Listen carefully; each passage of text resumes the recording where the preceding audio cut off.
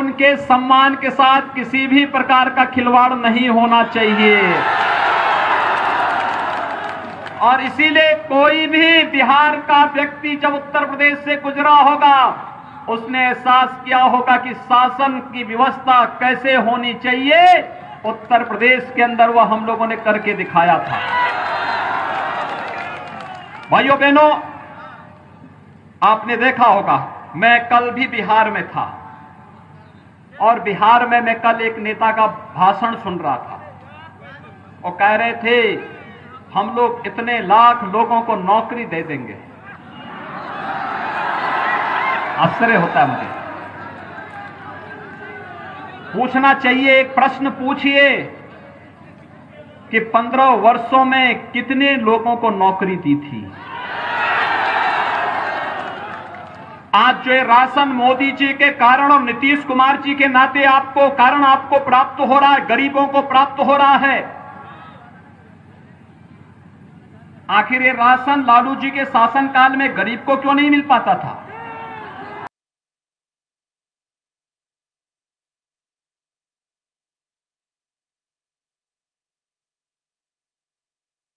देखा होगा जब बिहार की बेटी सुश्री शेषी सिंह जी यहां पे बोल रही थी, उन्होंने अंत में अपने भाषण के अंत में कहा, सर्वे भवन्तु सुखिनः सर्वे सन्तु निरामया, यानी सबका साथ सबका विकास। यही भाव है इसके पीछे। हमारे लिए पूरा देश परिवार है, हमारे लिए देश हित सर्वोपरि है। लेकिन भाइयों बहनों, आप ये भी देख रहे होंगे, बहुत सारे लोग ऐसे हैं जिनके लिए परिवार ही पार्टी है और पार्टी ही देश है। इसके सिवाय वे बाहर देख ही नहीं सकते। आपने देखा होगा, राजद के पोस्टर में 4 लोग एक ही परिवार के हैं, 5वें किसी का कोई चित्र नहीं। रघुवंश बाबू ने यह बात अपने अंतिम समय में कह दी थी। जीवन भर समाजवादी रहे बाबू रघुवंश प्रसाद सिंह जी ने यह बात कह दी थी लालू जी को कि आपके यहां तो लालू जी आपकी फोटो, राबड़ी देवी जी की फोटो और आपके दोनों पुत्रों के फोटो के अलावा 5वें की फोटो क्यों नहीं आती है आपके यहां। और यही तो मैं कहना चाहता हूं भाइयों बहनों, ये लोग देश के बारे में नहीं सोच सकते, बिहार के बारे में नहीं सोच सकते। अगर सोचा होता, कांग्रेस ने, राजद ने, इन लोगों ने देश के बारे में, समाज के बारे में सोचा होता तो हर गरीब को मकान मिल लिया होता। इनके शासन काल में हर गरीब को मकान मिला होता। हर गरीब को इनके शासन काल में ही रसोई गैस के सिलेंडर मिल गए होते। हर गरीब को विद्युत के निःशुल्क कनेक्शन मिले होते। हर गरीब को 5 लाख रुपए की जो आयुष्मान भारत की स्वास्थ्य बीमा की योजना प्रधानमंत्री मोदी जी के कारण आज मिल रही है, ये योजना उन्हीं के समय में मिल गई होती। इन लोगों के पास विकास की कोई सोच नहीं थी। ये लोग विकास नहीं चाहते थे, गरीबों का उत्थान नहीं चाहते थे। 2004 से लेकर 2014 तक कांग्रेस नेतृत्व की सरकार रही, लेकिन भाइयों बहनों, इन्होंने विकास नहीं किया। राजद उसमें सहयोगी था, इन्होंने विकास नहीं किया। लेकिन एक एक घोटाला पे घोटाला होता गया। देश को बेचने की स्थिति में इन लोगों ने पहुंचा दिया। 2014 में हम देश की जनता का अभिनंदन करते हैं जिन्होंने प्रधानमंत्री के रूप में मोदी जी का अभिषेक किया और मोदी जी ने आने के बाद पूरे देश के अंदर योजनाएं देनी प्रारंभ की। बिना भेदभाव के मकान दिया।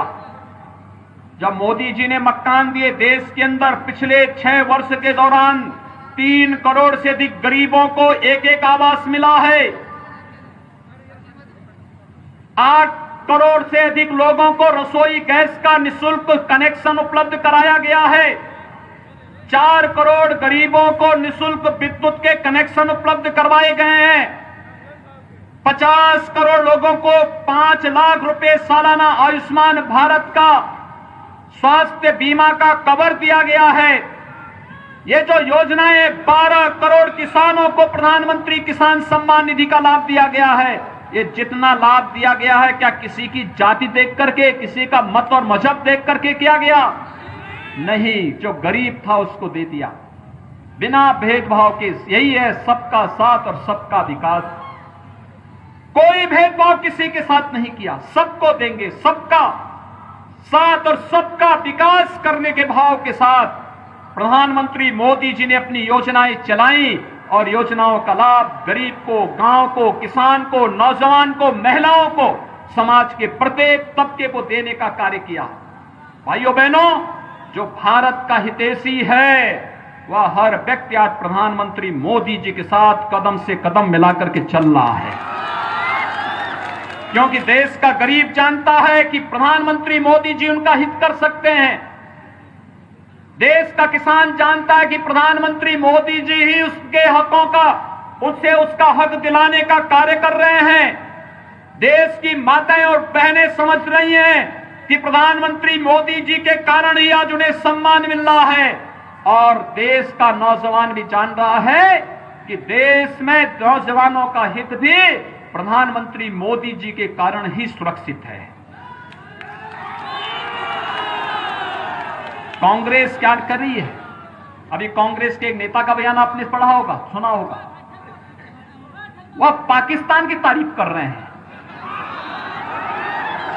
इस समय दो ही लोग पाकिस्तान की तारीफ करते हैं, या तो राहुल गांधी या ओवैसी। मान रहे हैं ना? क्या इन दोनों से देश के हितों की कोई कल्पना आप करते हैं क्या? क्या ये देश का हित करेंगे? इसीलिए लोग क्या बोलते हैं उन्हें?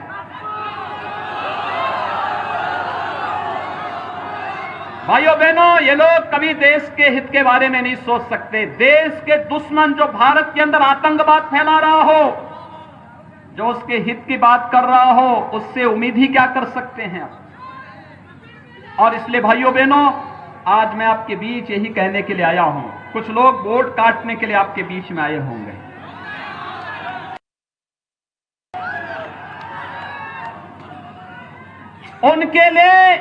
उनके लिए देश का हित नहीं, उनके लिए बिहार का हित नहीं, उनके लिए स्वयं का हित महत्वपूर्ण है। ऐसे लोगों को राजनीति में रहने का कोई अधिकार नहीं होना चाहिए। राजनीति से उन्हें एकदम जनता जनार्दन को चाहिए।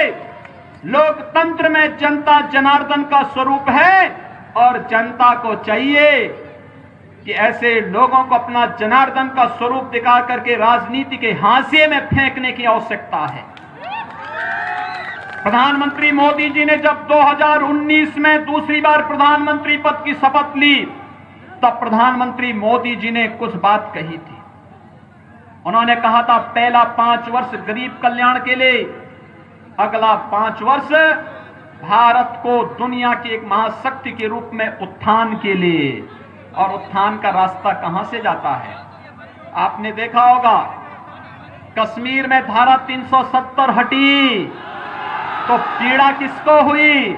या तो राहुल गांधी को या ओवैसी को। कश्मीर में धारा 370 हटनी चाहिए थी कि नहीं हटनी चाहिए थी? ये देश के हित में उठाया गया कदम था ना। लेकिन आखिर राहुल गांधी और ओवैसी इसका विरोध क्यों कर रहे हैं? आप इनकी मंशा को जान सकते हैं। और भाइयों बहनों, धारा 370 का हटने का मतलब, अगर जमुई के लोग भी अब चाहेंगे कि कश्मीर में हम जमीन लेकर के मकान बनाएंगे, तो आपको अभी इसकी छूट प्रधानमंत्री मोदी जी ने दे दी है। जाइए आराम से, पूरा कश्मीर घूम करके आ जाइए। अगर कहीं पाकिस्तान परस्त आतंकवादी कहीं भी आपको टेढ़ी नजरों से देखेगा, तो भारत के जवानों की गोली उसकी आंखों को बेचते हुए बाहर कर देगी। अब वह दुस्साहस नहीं कर सकता है, क्योंकि अब तो पाकिस्तान के प्रधानमंत्री इमरान खान भी भयभीत हैं। उन्हें लगता है कि अगर भारत के अंदर कुछ भी करेंगे तो भारत के बहादुर जवान पाकिस्तान के अंदर घुस करके कोई नया सर्जिकल स्ट्राइक को अंजाम दे देंगे। अब पाकिस्तान भी कुछ नहीं कर सकता, क्योंकि भारत अब मजबूती के साथ वैश्विक पटल पर अपनी एक नई पहचान प्रधानमंत्री मोदी जी के नेतृत्व में बना चुका है। आपने देखा होगा, पाकिस्तान, बांग्लादेश, अफगानिस्तान के जितने भी हिंदू थे, सिख थे, बौद्ध थे, जैन थे, इन सबको जो वहां पे प्रताड़ित था, पीड़ित था, गृह मंत्री अमित शाह जी ने कहा कि अगर आप पीड़ित और प्रताड़ित हैं, भारत में शरण लिया है, हम इन्हें भारत की नागरिकता भी देंगे। नागरिकता संशोधन कानून ला करके उन्हें भारत की नागरिकता देने का कार्य किया, तो भी पीड़ा किसको होती है?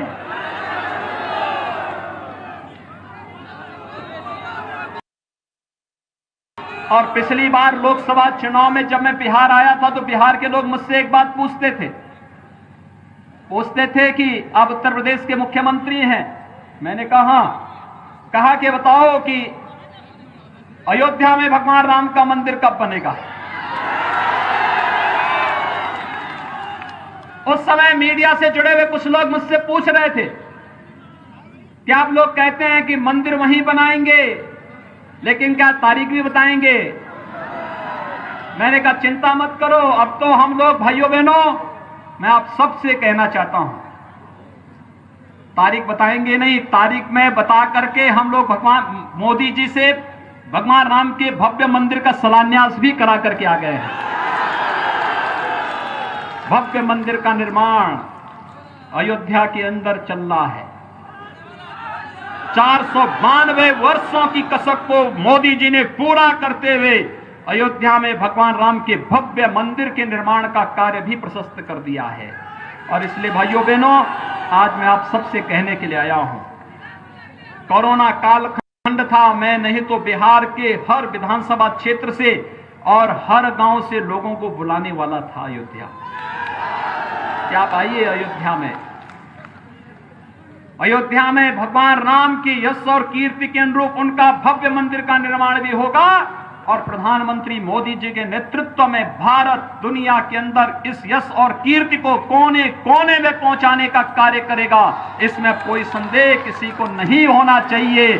और यही अपील करने के लिए आ रहे हैं कि प्रधानमंत्री मोदी जी को मजबूती प्रदान करने के लिए आवश्यक है कि भारतीय जनता पार्टी और सहयोगी दलों के नेतृत्व में जो चुनाव बिहार विधानसभा का लड़ा जा रहा है, इसमें भारतीय जनता पार्टी और सहयोगी दलों के प्रत्याशी भारी बहुमत से चुनाव जीत करके जाएं। भाइयों बहनों, यही अपील करने के लिए आज हम सब आपके बीच आए हैं। और मैं आपसे यही अपील करने के लिए आया हूं, आपके लिए तो दोहरे फायदे हैं। एक, राजा दिग्विजय सिंह जी की सुपुत्री को यहां से आप भेजेंगे, वह स्वयं भी एक शूटर है और राष्ट्रीय और अंतर्राष्ट्रीय स्तर पर बिहार को, जमुई को एक नई